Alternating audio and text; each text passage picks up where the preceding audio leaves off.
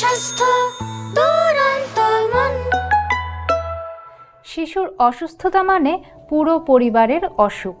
আমরা চাই সকল পরিবারের সুখ। স্বাগত জানাচ্ছি দুরন্ত স্বাস্থ্য দুরন্ত মন অনুষ্ঠানে। আজ আমরা কথা বলবো শিশুর অতিরিক্ত চঞ্চলতা নিয়ে। সাথে আছেন শিক্ষা মনোবিজ্ঞানী তানমি আক্তার। আপা, স্বাগত জানাচ্ছি আমাদের আজকের অনুষ্ঠানে। ধন্যবাদ। আপা, অনেক সময় মা বাবার অভিযোগ থাকে যে সন্তান অনেক বেশি চঞ্চল বা অমনোযোগী। এই বিষয়ে আমাদেরকে যদি একটু বুঝিয়ে বলতেন। আমরা সাধারণত বলি যে চঞ্চলতা যতটুকু দরকার সমবয়সী বাচ্চার সাথে সে যেভাবে চলছে, অন্য আর 10টা বাচ্চার মতো করে সে যেভাবে তার ইমোশনাল এক্সপ্রেশন দিচ্ছে, চঞ্চলতার মাঝখানে এটা আমরা স্বাভাবিকই ধরে নিচ্ছি। কিন্তু যদি অতি চঞ্চল হয়, অর্থাৎ বাবা মা হয়ে আমরা সহজেই বুঝতে পারি, আমরা যদি ওর বয়সী সমবয়সী অন্য কোনো বাচ্চার সাথে তুলনা করি, আমি দেখছি যে ও হয়তো চঞ্চলতাটা একটু বেশিই প্রকাশ করছে। এবং বেশিরভাগ যেটা দেখা যায় যে ওর এই চঞ্চলতার কারণে পড়ালেখার সময়টায় সে যদি ক্ষতিগ্রস্ত হয়, পারিবারিক জীবনে সে যদি ক্ষতিগ্রস্ত হয়, সামাজিকভাবে যদি ক্ষতিগ্রস্ত হয়, তাহলে কিন্তু সেই অতি চঞ্চলতাটাকে আমরা একটা রোগ হিসেবে চিন্তা করি। তো বয়সের সাথে সাথে চঞ্চলতার ধারা বা ধরন পরিবর্তিত হয়, কিন্তু অতি চঞ্চলতার কারণে আমার একটা শিশুর অনেক কিছুই বাধাগ্রস্ত হতে পারে। এবং কমপক্ষে 6 মাস যদি আমরা দেখি যে শিশুর মধ্যে এই ধরনের অতি চঞ্চলতার প্রবণতা দেখা যায়, তাহলে কিন্তু আমরা সেটাকে একটা রোগ বলেই শনাক্ত করি। আপা বলছিলেন যে সকল শিশুই অল্প বিস্তর চঞ্চল হয়ে থাকতে পারে। সেক্ষেত্রে অতিরিক্ত চঞ্চলতাও কি সকল শিশুর মধ্যেই কোনো না কোনো সময় দেখা যেতে পারে? অতিরিক্ত চঞ্চলতাটা দেখা যাওয়ার কথা না। আমরা জানি যে ডেভেলপমেন্টাল স্টেজে যে বা ডেভেলপমেন্টাল মাইলস্টোনে কিন্তু একটা শিশু আমরা জানি কতটুকু কিভাবে সে তার চঞ্চলতা প্রকাশ করবে। কিন্তু সেটা যখন অতিরিক্ত পর্যায়ে পৌঁছে যায়, তখন কিন্তু সেটাকে আমরা বলবো না যে সব বাচ্চার মধ্যে সেটা দেখা যায়। এই কারণেই এটা আলাদা, চঞ্চলতার থেকে অতি চঞ্চলতাটা এই কারণেই আলাদা। মূলত কত বছর বয়সের দিকে শিশুর এই অতিরিক্ত চঞ্চলতা প্রকাশ পেয়ে থাকে? আমরা জেনেছি যে ডেভেলপমেন্টাল মাইলস্টোন অনুযায়ী বাচ্চারা প্রত্যেকটা বয়সেই কোনো না কোনো চঞ্চলতা ভাব প্রকাশ করবে, এবং এটা দিয়েই আমরা বুঝি যে সে ঠিক আছে, সে তার ডেভেলপমেন্টাল জায়গাটা, অ্যাসেসমেন্টের জায়গাটা আমরা কনফার্ম হতে পারি। তবে অতি চঞ্চলতাটা সাধারণত আমরা বলি যে শুরু হয় 2-2.5 বছরের পর থেকে, কিন্তু আমরা বুঝতে পারি কিন্তু আরও পরে, যখন সে 4 বছর বা 5 বছর বয়সে যায়। বিশেষ করে 6 বছর বয়সে এটা একদম চোখে পড়ার মতো একটা লক্ষণ আমরা বুঝতে পারি যে ওর মধ্যে আসলেই ওই বয়সী বাচ্চার চেয়ে, সমবয়সী শিশুদের চেয়ে সে একটু বেশি চঞ্চল। বাবা মায়েরা আসলে কিভাবে বুঝতে পারবে যে অতিরিক্ত চঞ্চলতা এটা রোগের পর্যায়ে গেছে? আমার শিশুটা যখন দেখা যায় যে সে খেলছে কিন্তু এক জায়গায় বেশিক্ষণ বসে থাকছে না, তো সেই জায়গাটায় যদি 1 থেকে 1.5 বছরের মধ্যে আমরা চিন্তা করি, এটা কিন্তু স্বাভাবিক। কিন্তু এই বাচ্চারা দেখা যায় যে ওরা যতটুকু সময় অন্য বাচ্চারা পারছে বসে থাকতে, মনোযোগ দিতে, কিন্তু আমার ওই শিশুটা পারছে না। 3 বছর বা 4 বছরে যেই শিশুটা অন্যের সাথে মিলেমিশে খেলা করছে, আমার এই শিশুটা বেশিক্ষণ ওদের সাথে মিলেমিশে খেলতে পারছে না, বেশিক্ষণ সে ধৈর্য ধরে বসতে পারছে না, একটা কথা বলছি সে ওটা খেয়ালও করছে না। তো এই বিষয়গুলো আমরা সাধারণত প্রথম লক্ষণ হিসেবে চিন্তা করি। আপা, অতিরিক্ত চঞ্চলতার সাথে কি অন্য কোনো রোগের কোনো সম্পর্ক রয়েছে? আমরা অতিরিক্ত চঞ্চলতার মধ্যেই আরও 2টো জিনিস চলে আসছে। আমরা পুরোটা বলছি ADHD, অর্থাৎ অ্যাটেনশন ডেফিসিট হাইপার অ্যাক্টিভিটি। তো এই অ্যাটেনশন ডেফিসিট এবং হাইপার অ্যাক্টিভিটি, অর্থাৎ এখানে আরও 3টা জিনিস আমরা তাহলে খেয়াল করছি যে এখানে অতি চঞ্চলতার সাথে কিন্তু অমনোযোগিতা বিষয়টাও আসে, একই সাথে তার ইম্পালসিভিটি যেটাকে আমরা বলছি, অস্থিরতা। তো এই বিষয়গুলো মিলেই আসলে ADHD মূলত। আর একই সাথে আমরা দেখি, যেমন আমরা নিউরো ডেভেলপমেন্টাল ডিসঅর্ডারের কথা যদি চিন্তা করি, অটিজম, সেরিব্রাল পলসি অথবা ডাউন সিনড্রোম, এই বিষয়গুলোর সাথেও কিন্তু এপিলেপসি, আমরা দেখি যে আমাদের এই বাচ্চাগুলোরও কিন্তু ADHD কিছু লক্ষণ আছে। আপা এডিএইচডির কথা বলছিলেন, তো এটা অনেক সময়ই আমরা শুনতে পাই। এই এডিএইচডি কেন হয়? গবেষণার দিক থেকে যদি বলি, এখন পর্যন্ত আমাদের ওয়ার্ল্ড ওয়াইড যে গবেষণা হয়েছে সেখানে কিন্তু এডিএইচডির সরাসরি বা মূল কারণ হিসেবে কোনো কিছুকে এখনো পাওয়া যায়নি। তবে সাধারণত ধারণা করা হয়, এটা কেবলমাত্রই ধারণা, আমাদের শিশুদের যে ধরনের নিউরো ডেভেলপমেন্টাল প্রবলেমগুলো হয় সেগুলোর জন্য যেই বিষয়গুলো দায়ী, এডিএইচডিও হয়তো সেই সব কারণেও আসতে পারে। যেমন গর্ভাবস্থায় মা যদি অ্যালকোহলিক থাকেন, বা আমরা বলি যে কম ওজন নিয়ে জন্মগ্রহণ করা, অথবা সেই শিশুটি যদি পরিবেশের সাথে সঠিক উপযুক্ত পরিবেশে সে যদি বেড়ে না ওঠে, ইত্যাদি আরও অনেক কারণ যেগুলো আরও অন্যান্য রোগের জন্যও দায়ী। তো ধারণা করা হয় যে এডিএইচডি এই ধরনের কোনো অসুবিধা থেকে আসতে পারে। আপা অনেক সময় সন্তান যখন অতিরিক্ত চঞ্চল হয়, স্বাভাবিকভাবেই কিন্তু মা বাবার উপর অনেক চাপ পড়ে। দেখা যায় যে আমরা মা বাবারাই সন্তানদেরকেই বকা দিয়ে ফেলি, আমাদেরও মন খারাপ হয়। হ্যাঁ, তো এক্ষেত্রে আসলে আমরা কি করতে পারি? সচেতনতার বিষয়টা বারবারই এই জন্য আনছি। সচেতন হলে আমরা শিশুটা সম্পর্কে যেমন একটা ভালো একটা গাইডলাইন নিতে পারবো যে আমরা ওকে নিয়ে কি করব, কোথায় যাব। একই সাথে কিন্তু একটা পরিবার উপরে চাপ আসে, তাই না? যে তোমার বাচ্চাটা এরকম, তুমি বাচ্চাটা নিয়ে কেন বাসায় আসো, তুমি আমার বাসায় আর আসবা না, এবং আত্মীয়তার সম্পর্ক ছিন্ন হয়েছে এই কারণটা, এই বাবুটার জন্য। এটা এরকম অনেক উদাহরণও কিন্তু আমাদের কাছে আছে। আমরা বাবা মা হিসেবে আমরা যেটা বলি, তাদেরকে প্রথমে যেটা করতে হয় বা করা প্রয়োজন সেটা হচ্ছে সেলফ কেয়ার।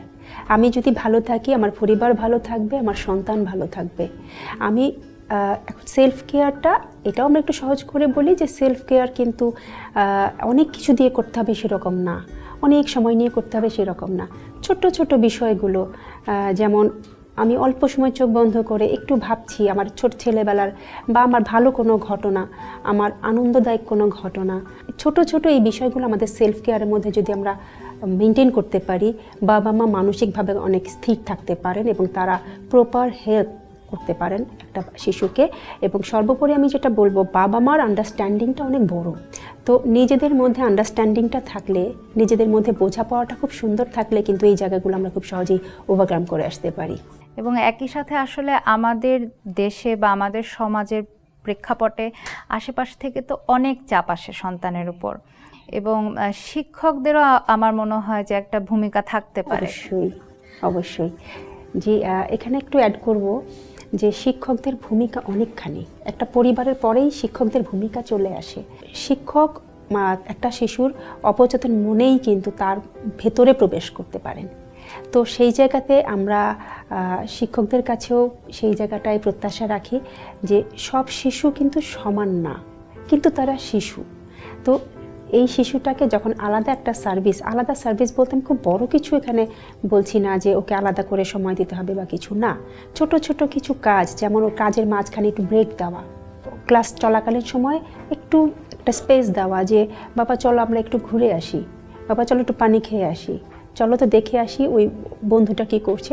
এই যে তাকে জায়গা থেকে ওঠার একটু সুযোগ করে দেওয়া, এই কাজগুলো বা এই সাপোর্টগুলো কিন্তু আমাদের শিক্ষকরা যদি আমাদেরকে সহায়তা দেন তাহলে কিন্তু এই শিশুগুলো উপকৃত হবে।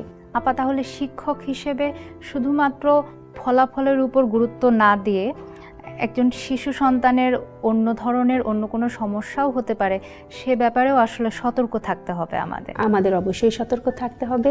আর সেই জায়গাটা থেকে আমরা যখনই ওদের সাথে কাজ করব, ধৈর্যটা খুব দরকার হবে। আমরা শিক্ষক হিসেবে করি, পিতামাতা হিসেবে করি, বা আত্মীয় স্বজন যে যেভাবে আছি ওদের সাথে, আমার এক্সপিরিয়েন্স হলো ওদেরকে দেখলে না আমরা খুব বিরক্ত হই। হ্যাঁ, আমাদের এই মনোভাবের আগে একটা পরিবর্তন প্রয়োজন। ওরা কিন্তু কিছু কিছু কাজ করে, যেমন থুথু দিতে পারে, হঠাৎ করে আঘাত করে ফেলতে পারে, কিছু হয়তো জানালা দিয়ে চট করে বাইরে ফেলে দিল। আমাদেরকে জানতে হবে যে এটা কি করে হ্যান্ডেল করতে হবে। আর সেদিক থেকে আমরা যেমন শারীরিক কিছু কাজ ওদেরকে শারীরিকভাবে, যেমন দৌড়ানো হতে পারে, প্রতিদিন হাঁটানো হতে পারে, যেই বাচ্চাটা সাঁতার করতে পারে তাকে সাঁতারের সুযোগ দেওয়া, যেই শিশুটার এগুলো কোনো এক্সেসই নাই। আমাদের শহরের পরিবেশ যদি চিন্তা করি, সিঁড়িতে বারবার একটু ওঠানামা করানো, মোট কথা একটা রুটিন লাইফের মধ্যে ওকে আনতে হবে। আরেকটা জিনিস আমাদের একটু ভাবতে হবে, ঘুমের সময়টা খুব গুরুত্বপূর্ণ। একটা শিশু কতক্ষণ ঘুমাচ্ছে, কখন ঘুমাতে যাচ্ছে, তার ঘুমটা পরিপূর্ণ হচ্ছে কিনা, তার ক্ষুধার বিষয়টা আমাদেরকে দেখতে হবে। আরেকটা আমি বলতে পারি যে আমরা ওই যে পাপোশের উপর একটু হাঁটা চলা করাই, বিভিন্ন টেক্সচারে পাপোশের উপরে, এগুলো এক্সেস আছে সব জায়গাতেই, সবাই চাইলেও কিন্তু এই জিনিসগুলো মেনটেন করতে পারে। তো প্রথম ধাপেই যদি আমরা আইডেন্টিফাই করতে পারি এবং সঠিক পরিচর্যা করতে পারি এই শিশুটির, পরবর্তী ধাপে কিন্তু সে আর গেল না, সে কিন্তু ওই জায়গা থেকেই রিকভার হয়ে চলে আসলো। রিস্কের কথা বললেন বা ফিরে আসার কথা যে বললেন, তাহলে এডিএইচডির চিকিৎসা ব্যবস্থাটা তাহলে কীরকম হবে? আমি প্রথমেই বলেছি যে আমরা একজন প্রফেশনালের হেল্প তো অবশ্যই নিব, আর সেই সাথে আমরা যখন কনফার্ম হতে পারবো যে আসলেই ওর এডিএইচডি আছে, তখন ওই সময়টায় কিন্তু আমরা ওকে ওই যে ফিজিক্যাল এক্সারসাইজের বিষয়টা বলছিলাম, ফিজিক্যাল এক্সারসাইজ যার যেভাবে সুবিধা, কেউ যদি মনে করে একটু দোলনায় দুলানো যায়, তারপরে বিভিন্ন রকম কাপড়ের দিয়ে আমরা টাচ করতে পারি ওদেরকে, এক এক সময় এক এক ধরনের কাপড় দিয়ে, ভারী কিছু ওর ক্যাপাসিটি অনুযায়ী ভারী কিছু যখন আমরা ওর কাঁধে দিই, ওকে হাঁটতে বলি, সিঁড়িতে উঠানামা করতে বলি, এগুলো কিন্তু আমরা নিজেরাই করতে পারি। ওর সাথে মজা করছি, ওর সাথে ছড়া করছি, ওর সাথে আমরা খেলা করছি, বাইরে যাচ্ছি, এই বিষয়গুলো আমাদের সাধারণ শিশুর মতো, স্বাভাবিক শিশুর মতো এই শিশুদের সাথেও কিন্তু করতে হবে। তবে টেকনিকটা একটু ভিন্ন হয়, যেহেতু ওরা ধৈর্য ধরতে পারে না, অস্থিরতাটা ওদের ভেতর কাজ করে, সে কারণে ব্রেক দিয়ে দিয়ে কাজগুলো ওদের সাথে আমাদের করতে হয়। আর একই সাথে হচ্ছে গিয়ে একটা নির্দিষ্ট সময়, আমরা যেটাকে বেস লাইন বলি, যে ও এই কাজটা 10 সেকেন্ড করার পরে ওখান থেকে উঠে চলে যায়, তখন আমরা 10 সেকেন্ডটাকে বেস টাইম হিসেবে ধরি। সেটাকেই যে 10 সেকেন্ড এরপর থেকে আমি ওর সাথে খেলতে বসি এবং এমনভাবেই খেলা করি যে সেটা যেন 12 সেকেন্ড পর্যন্ত আমার এই শিশুটা খেলতে পারে। তো এইভাবে আস্তে আস্তে মানে আমরা বলি যে এটার টাইমটা বাড়াতে হয়। আর একই সাথে আমরা ওই যে বিভিন্ন লেগো সেট দিয়ে খেলি, ওই যে ওরা সুন্দর করে করে কিন্তু বানায় একটা বাড়ি বা মোটর সাইকেল সুন্দর করে করে বানায়। তো এই খেলাগুলোও কিন্তু ধৈর্য নিয়ে আসে, স্থিরতা নিয়ে আসে। আপা, যদি কোনো কারণে আমরা বুঝতে না পারি যে আমার সন্তানের অতি চঞ্চলতা বা এডিএইচডি রোগের পর্যায়ে চলে গিয়েছে, কিংবা হয়তো বা ওভারলুক করে গেলাম, সেক্ষেত্রে সময় মতো যদি চিকিৎসা না দিতে পারি, পরবর্তীতে সেখান থেকে কোনো জটিলতা হতে পারে কিনা? আমরা কিন্তু বলেছি যে লক্ষণগুলো আছে, সুতরাং এটা যদি আমরা লক্ষণ জানার পরেও যদি নিজেরা স্বীকার না করি বা শিশুটাকে কোথায় নিয়ে যেতে হবে বা ওর একটা চিকিৎসার মধ্য দিয়ে যেতে হবে, এটা যদি নিজেরা মেনে না নেই, তাহলে কিন্তু এটা আসলেই একটা সিভিয়ার অথবা খারাপ দিকে তো নিশ্চয়ই যায়। আমরা জানি যে কোনো রোগে কিন্তু চিকিৎসার বাইরে থাকলে কিন্তু দিনে দিনে তার অবনতি ঘটতে থাকে। একই সাথে কিন্তু আমার ওই শিশুটার তার সামাজিক জীবন ব্যাহত হয়, পারিবারিক জীবন ব্যাহত হয়, একই সাথে তার শিক্ষা প্রতিষ্ঠানেও সে সমস্যার সম্মুখীন হয়। তো বড় হওয়ার পরে কিন্তু ওই সময় এই বিষয়গুলো রিকভার করার চান্সটা কমতে থাকে এবং আমরা শেষ পর্যন্ত দেখি যে শিশুটি আইসোলেটেড হয়ে থাকে বা সবাই ওকে ইগনোর করে, কোনো কিছুতে ওকে নিচ্ছে না। একটা শিশু হিসেবে যে অধিকারগুলো পাওয়ার কথা অন্য শিশুদের কাছ থেকে, এই বিষয়গুলো আমার শিশুটা মিস করে আসছে।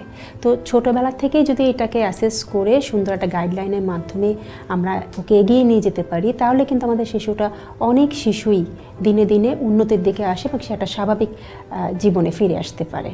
আপা, অনেক সময় দেখা যায় যে যখন সন্তান অতিরিক্ত চঞ্চল হয়, আমরা মায়েরা অনেক সময় পেরে উঠি না সর্বক্ষণ মনোযোগ দিয়ে ধরে রাখতে। হয়তো অনেক সময় বলি যে মোবাইলটা দেখো বা কার্টুনটা দেখো। এই যে স্ক্রিনিংয়ের মাধ্যমে তাকে ব্যস্ত রাখার যে একটা অভ্যাস, এই জিনিসটা আসলে কোনোভাবে কি সহায়ক নাকি হয়তো বা ক্ষতিকর?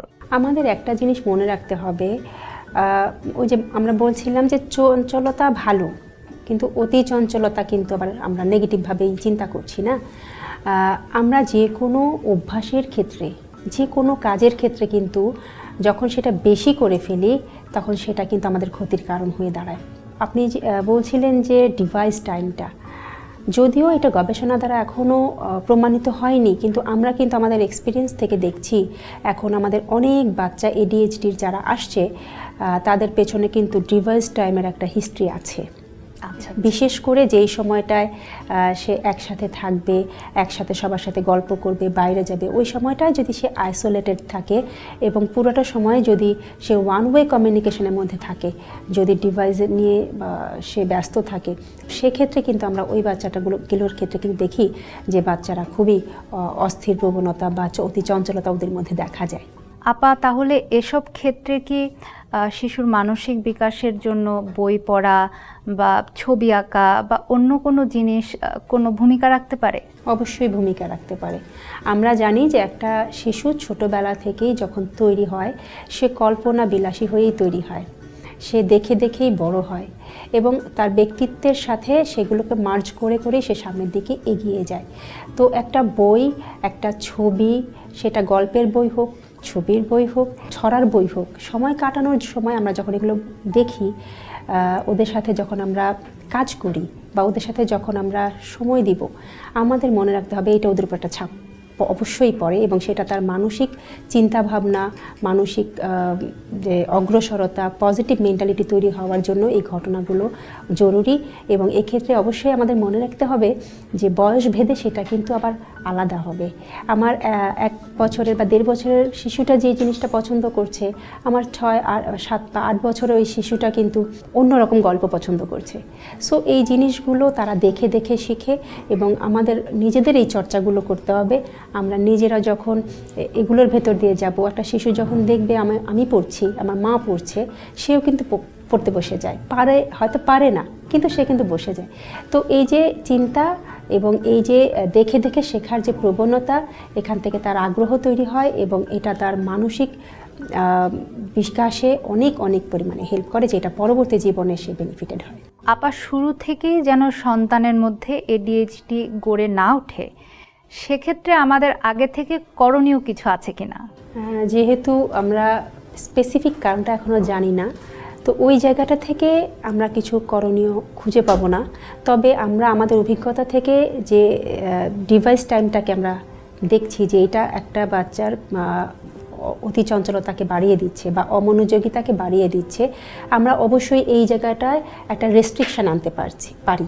আমি বলছি না যে বন্ধ করে দিতে হবে, আমি মানে মেসেজটা দিতে চাই যে ওরা দেখবে, একটা রুটিনের মধ্যে দেখবে এবং একদম নেশা হয়ে যায় সেরকম করে না, রেস্ট্রিক্টেড ওয়েতে দেখবে। এবং পাশাপাশি অন্য যে অ্যাক্টিভিটিসগুলো আছে, সবার সাথে মেশা, সবার সাথে সময় কাটানো, নিজেদের মধ্যে একটু ছবি আঁকা, যে যেটা ভালো পারে, কেউ গান ভালো পারে, কেউ ছবি আঁকতে সুন্দর পারে, তারা সেই কাজগুলো মেনটেন করবে। এবং আমি ওভারঅল বলবো যে কোয়ালিটি টাইমটা খুব জরুরি। আমরা যখন থাকছি ওদের সাথে সরাসরি ইন্টারাকশনে থাকতে হবে, ওদের মতো করে ওদেরকে ভাবতে হবে, ওদের মতো করে ওদের বিশ্বকে দেখলে ওদের জায়গাটা ওরা আমাদেরকে ইনফ্লুয়েন্স দেবে। আপা, আপনার সাথে কথা বলে অনেক গুরুত্বপূর্ণ তথ্য জানতে পারলাম। আপনাকে অসংখ্য ধন্যবাদ আমাদেরকে সময় দেওয়ার জন্য। আপনাদেরকে অসংখ্য ধন্যবাদ, দুরন্ত টিভিকেও অসংখ্য ধন্যবাদ। কথা হলো শিশুর অতি চঞ্চলতা নিয়ে। আজ এ পর্যন্তই। দেখা হবে আগামী পর্বে নতুন কোনো বিষয় নিয়ে, নতুন কোনো অতিথির সঙ্গে। সেই পর্যন্ত ভালো থাকবেন, সুস্থ থাকবেন এবং আমাদের সন্তানদের ভালো রাখবেন। দুরন্ত। ফেসবুকে ফলো করো এবং ইউটিউবে সাবস্ক্রাইব করো দুরন্ত টিভি।